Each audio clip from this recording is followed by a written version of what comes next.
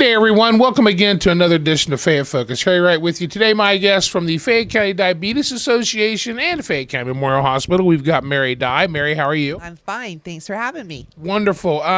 You are a nurse at surgery at the hospital. How did you get involved in helping people with their diabetes?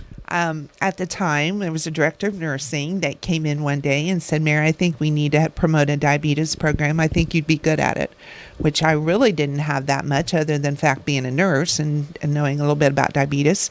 And it's like, well, okay. And so tried to study and tried to look as much information as I could do on my end. And then Shirley Morrow at the time was the dietitian there, which is really going to time us back here. And she came out and we did the nutrition part. She retired, and then a new dietitian came in and said, Mary, I'm going to show you how to carb count because that's the way to go now. Fresh out of college she was, so it's like, okay. And the changes that it's made, and so it's really easy once you do it. And the nice thing is you can go and have different things that maybe you think being a diabetic you would never be able to have again, which is not true. And so it's worked out really well.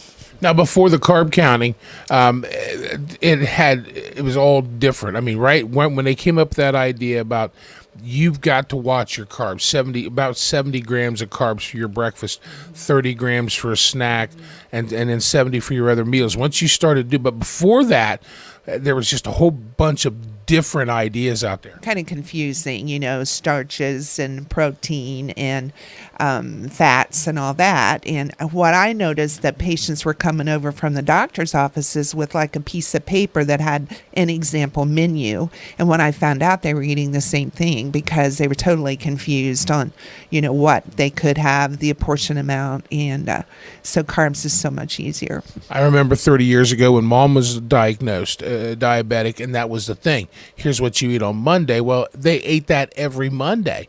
And that would turn me off. I don't want to do that. So I'm just going to go ahead and take my chance. And next thing you know, you're losing toes, fingers, and your eyesight. It is a terrible disease, and we have a lot of it in Fayette County. Yeah, we do. In fact, I can probably tell you it's one of the top chronic illnesses in Fayette County. And the other thing, the stats are almost showing 1 out of 3, which is a lot.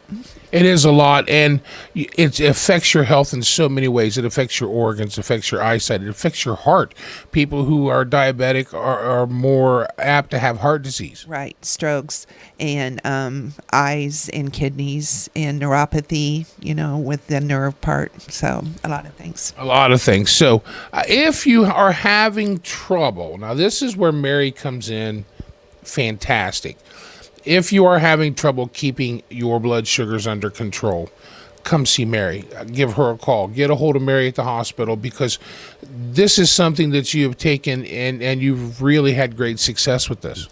I hope so. And I hope just being a nurse, it give me a chance to maybe think I can help people just in that area. We were talking, it's probably more of a direct help to Fayette County, what you do with the Diabetes Association, than what you're doing as a surgery nurse, because of how many people have diabetes. Right. Other than the fact surgeries come in and patients' blood sugars are sky high, and we've even had to cancel some surgeries because of that. And so I kind of get my teaching gear going and try to get them under control.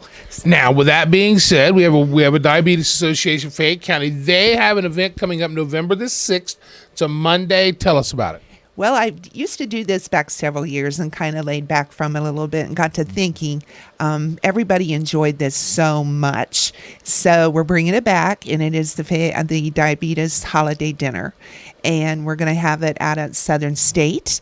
And it's November the 6th. It's a Monday evening, and dinner is at 6, and the doors open at 5:30.